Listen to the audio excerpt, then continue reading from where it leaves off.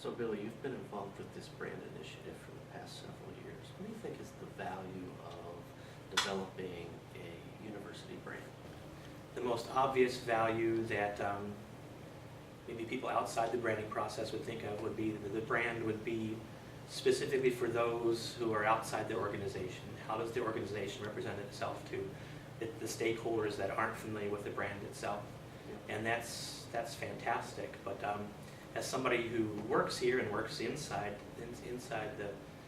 the organization, I see its value, at least for me, to be very selfish, is has a lot of value inside, to have the stakeholders that are inside the system know what we represent and have a cohesive message, and it sort of makes our job a lot easier if we know what common goal we're working towards.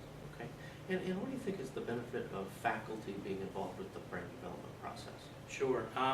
Having them be incorporated into the branding process, one, it helps them to know how they fit back into the major organization itself. Plus, that it goes both ways. It allows the people who are concerned with the health and welfare of the university get a chance for them to interact with the faculty from not just realizing that they're just subject specialized. When you hear or see the words brand or branding now that you've been through this process, what associations do you make with that concept? Sure.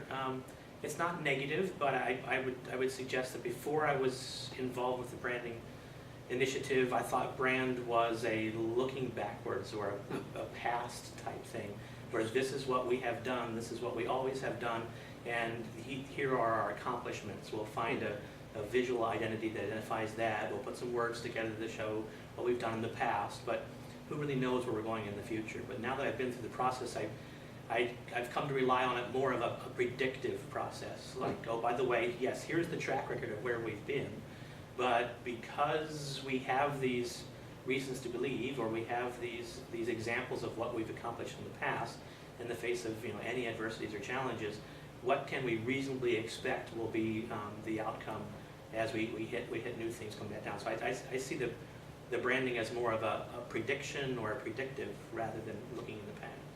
When you hear or see the terms Lasallian education as it relates to this institution or the network of schools, what comes to mind for you?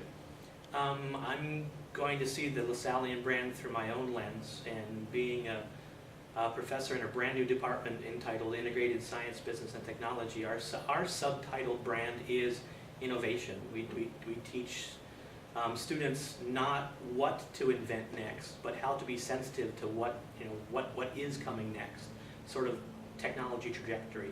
And when I look at LaSalle, I think of the founder, I think of Jean-Baptiste de LaSalle and his innovation, and being able to innovate and say, we could do this more efficiently. We can serve our students better. We can also serve the community better if we do this a little bit differently. So when I come to work every day at LaSalle, I see it as a new opportunity to innovate in how we teach and how we teach more efficiently and better.